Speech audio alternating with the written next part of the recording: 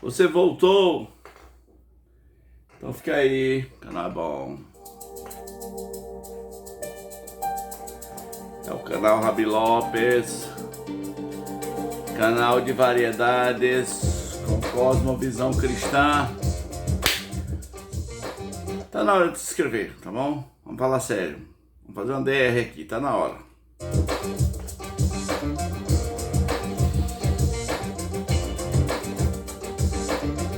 Você já conhece as nossas playlists? Os vídeos estão organizados por assunto. Tem sobre cinema, sobre literatura, tem sobre mídia agitada, pensamentos atuais, até receita, tem dicas de inglês. Você escolhe a playlist. Aqui é o canal, aqui é o canto. Tá, vamos pro tema. Vamos pro tema.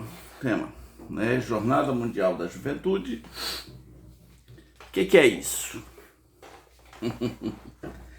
É um evento gigantesco da Igreja Católica, onde o Papa diz: venham todos os jovens, vamos fazer um agito, vamos fazer um congresso, jovens se encontrando, jovem já fica na adrenalina, né? Você pensa você é jovem, aí você pensa assim, vai ter um lugar onde vai ter um bocado de jovens, aí você já entra numa outra vibe e tal. Aí já chama outro. Agora imagine se o Papa está lhe chamando, se você é católico. E o que o Papa quer passar? Qual é a mensagem que ele quer passar nessas jornadas mundiais da juventude? Ok, então vamos lá. A Jornada Mundial da Juventude teve críticas de fora e de dentro da igreja. Para começar, de fora, começou com o selo, né? Os líderes católicos falaram: vamos escolher um selo para representar o evento no mundo inteiro. E o selo que eles fizeram foi inspirado numa estátua que tem em Portugal, em Belém, uma estátua gigantíssima, né, bem feita, bonita, chamada O Padrão dos Descobrimentos, onde tem uma imagem do Dom Infante, como que liderando os descobridores, os grandes descobridores portugueses que conquistaram terras na África, né, que conquistaram o Brasil, que conquistaram Angola, que conquistaram Macau, na China, que formaram o Império Português, Brasil, Portugal, Algarves, que conquistaram Cabo Verde, São Tomé e Príncipe, Moçambique, né? Então, a estátua do Padrão dos Descobrimentos, Dom Henrique na frente e todos os descobridores atrás, assim, seguindo a liderança de Dom Henrique. O que o pessoal fez com o selo? Tirou o Dom Henrique e botou o Papa. Foi criativo. Agora tinha um problema. O que essa imagem representava. Porque tá todo mundo com raiva dos colonizadores, do passado colonial, que o europeu saiu por aí tomando terra. Então a turma do politicamente correto falou: não, essa imagem é um horror. O Papa apoia esse passado colonial. E aí às pressas tiveram que inventar um outro selo que eu nem sei qual foi, mas esse aí foi rejeitado, o do Padrão dos Descobrimentos. A segunda crítica que teve vindo de fora da igreja foram os gastos. Foram gastos astronômicos, né? O pessoal que vai para a Jornada Mundial da Juventude paga, custeia suas despesas, mas aí houve uns gastos, tá? Vamos fazer aqui uns gastos. Então vamos lá. Primeiro, a própria igreja gastou 86 milhões de euros. Aliás, só para não esquecer, o evento foi em Lisboa, Portugal. É importante que você saiba disso. Lisboa, Portugal. A igreja gastou 86 milhões de euros. O governo federal entrou com 36 milhões de euros. A cidade de Lisboa injetou 35 milhões de euros. E uma cidadezinha chamada Loures, a Câmara Municipal lá apoiou que eles tinham que injetar 10 milhões de euros. Então 86 com 36 dá o quê? 122, com mais 35, 157, com mais 10, 167, quase 170 milhões de euros. Multiplique isso por no mínimo 5, você vai ter 350, 350 não, 170, 300, 500, você vai ter quase 1 bi de reais. Quase 1 bilhão de reais. Se o Estado é laico, por que o governo teve que entrar com essa grana? Por que câmaras municipais têm que entrar nessa grana? A Igreja Católica sempre dá um jeito do Estado não ser laico. Ela dá um jeito. Ela dá um jeito. Mas vamos lá. Os governos falaram, não, porque vai ficar a infraestrutura, as obras feitas vão ficar de infraestrutura. Então esqueçamos os gastos. Mas houve um artista plástico que resolveu fazer um protesto. Ele fez um tapete gigante e numa vacilada dos seguranças, ele invadiu o evento e estendeu o tapete em formas de notas de 500 euros, como o protesto. A obra se chamou O Caminho da Vergonha. Essas foram críticas vindo de fora da igreja. Agora, dentro da igreja, o bicho pegou. Pegou. Por quê? Porque você não sabe, mas há 2 igrejas católicas. Existe uma igreja conservadora, que é aquela igreja, não, a gente é católico, nós temos nossos rituais, nós temos a missa, a gente se confessa, a gente usa rosário, a gente até gostaria da missa tridentina, a gente gostaria da missa em latim, e a gente gostaria que o padre andasse de batina. Tem os conservadores, e não são poucos, dentro da igreja católica. E do outro lado tem a turma progressista. Progressista é um nome muito bonito para socialistas, comunistas e coisas, e politicamente correto e coisas do tipo. Então essas 2 alas estão dentro da igreja. Os conservadores não gostam do Papa Francisco. Aqui é um segredo para você, tá?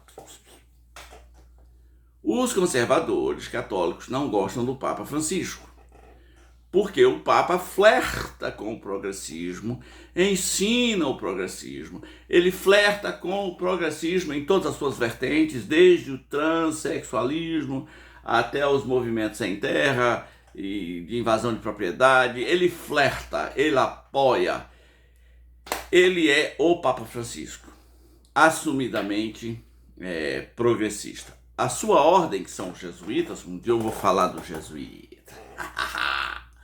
Jesuítas fecharam com Francisco, eles estão com Francisco. Então essas 2 correntes seguem dentro da igreja. E essa corrente conservadora diz, preste atenção às palavras que eles estão usando. Eles dizem que esse evento foi para promover Francisco e a seita de Francisco. Pesado, né? Há uma turma de conservadores que não aceita seu próprio Papa e cria um problema, porque o Papa é infalível, como é que você vai se revoltar contra o Papa? Mas eles dizem, este Papa não é Papa. Este Papa não é autêntico. Há vários canais católicos abertamente dizendo isso. Esse Papa não é autêntico. Por isso, nós rezamos, nós oramos para que Deus restabeleça a sua igreja e restabeleça um Papa verdadeiro. Há vários períodos na história onde a igreja tem falsos papas. Este Papa Francisco é um Papa de mentira. E o Francisco, ele tem problemas nessa área. O Francisco não consegue falar muito sem que você identifique frases de filósofos progressistas. Ele abre a boca e você fala, olha aí, tá ecoando fulano. Olha aí, tá ecoando o Teilhard de Chardin. Olha aí, tá ecoando outro... Está ecoando outro filósofo. É assim o Papa Francisco. Por exemplo, ele disse, sempre há uma igreja revolucionária. Ele disse aos jovens, sejam revolucionários. Um jovem trans perguntou ao Papa, e eu? Ele disse, o Senhor está perto de ti. Ele não falou assim, arrependa-se. Ele falou, o Senhor está perto de nós, ele sempre está perto de nós, do jeito que nós somos. Eu fico pensando, o Papa Francisco, com jovens vindo do mundo inteiro, quando o Papa sai naquela janela, que está aquela multidão, que oportunidade maravilhosa que ele teria de pregar a palavra. Alguém já viu o Papa pregando a palavra? O Papa abrir a palavra e dizer, gente, hoje nós vamos refletir nas Escrituras sobre uma palavra de Jesus que diz isso. Não. Ele sai lá, lê um discurso, geralmente um discurso de impacto político. Poxa, tá ali o rebanho dele, dane-se a imprensa. Tá ali o rebanho dele. Era uma oportunidade dele pregar a palavra para esse povo. Não me lembro de ter visto algum papa pregando as escrituras naquela janelinha, né? Quando aquela janelinha se abre. Aí eu falei que o evento foi em Portugal, e era importante você lembrar isso, porque um bispo de Portugal, Dom Américo Aguiar, deu entrevista lá em Portugal dizendo: nós não queremos converter ninguém. Esse evento da Jornada Mundial da Juventude não quer converter ninguém. Você pode ser judeu, você pode ser muçulmano, você pode ser o que quiser, a beleza está na diferença. Não queremos converter ninguém ao cristianismo. Aí a rapaziada conservadora se assustou. Porque eles pensaram: como assim, Dom Aguiar? Você está menosprezando a fé católica. Porque Jesus Cristo mandou converter as pessoas. Jesus Cristo decide por todo mundo e pregar o evangelho a toda criatura. Detalhe, esse bispo é aliado a Francisco. Francisco nomeou ele cardeal.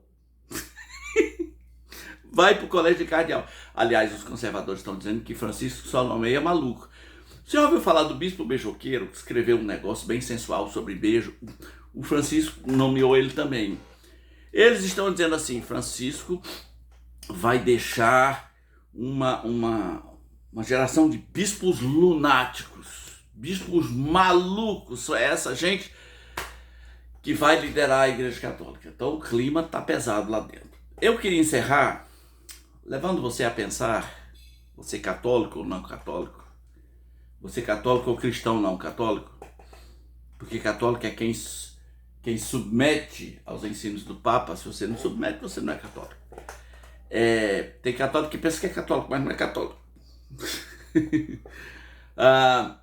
Eu queria terminar falando sobre o que foi ensinado lá. O que o Papa Francisco ensinou para esses jovens? O que foi ensinado lá? Gente, só assunto progressista. É a ecologia, é as árvores, é os povos da floresta, é não sei quem, papapá.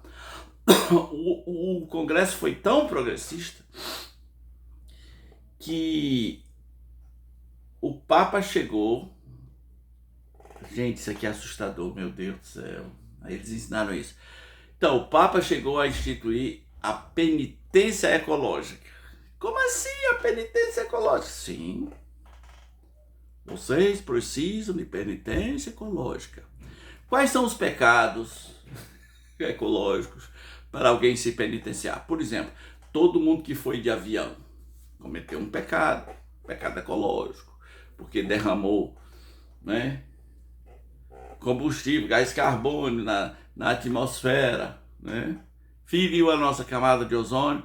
Você cometeu um pecado ecológico. Aí como é que se penitencia? Orando Pai Nosso? É rezando o rosário? Não. Você pode parar de andar de carro por um tempo. Foi Papa Francisco, você que é católico, né? Tem penitência ecológica. Você pode virar vegetariano por uns dias. Ou você pode plantar árvores, pode plantar 65 árvores. Eles chegaram a fazer uma calculadora, distribuíram uma calculadora. Isso é Jornada Mundial da Juventude Católica. Uma calculadora para calcular o seu pecado aqui. De acordo com as milhas que você percorreu, os quilômetros que você percorreu, a sua penitência devia ser essa. Para virar vegano. Ai, meu Deus.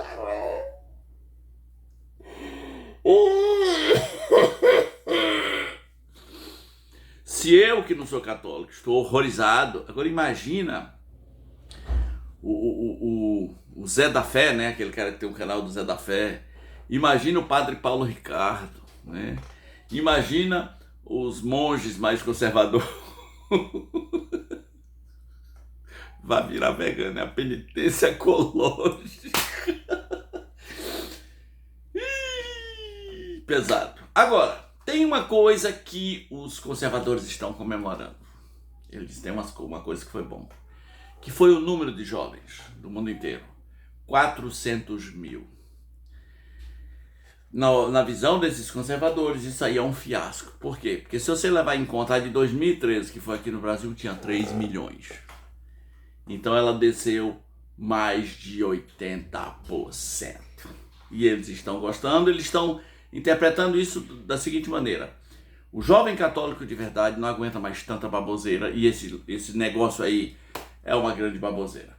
Ok, quem viver verá os frutos disso, mas para essa turma, Francisco é um sujeito perigoso e precisa ser deposto do papado. E esse foi mais um vídeo do canal Rabi Lopes. Atenção! Antes que eu bote aqui a musiquinha, que eu tô todo me coçando para botar, que é o seguinte: os conservadores entendem que a igreja mudou desde o Concílio Vaticano II, que foi em 1961, eu acho, né? Vaticano II, eu sou um estudioso de Vaticano II desde os 17 anos. E às vezes prefiro não continuar de tanta aberração que surgiu ali. E eles dizem: olha, desde Vaticano II a igreja não é mais a igreja, aquele concílio é um concílio maldito. Ele foi realizado aqui na América do Sul. Foi na América do Sul? Foi Colômbia? Pois é, desde lá nunca mais a igreja foi a mesma, aquilo é um concílio maldito. E esse foi mais um vídeo do canal Rabi Lopes.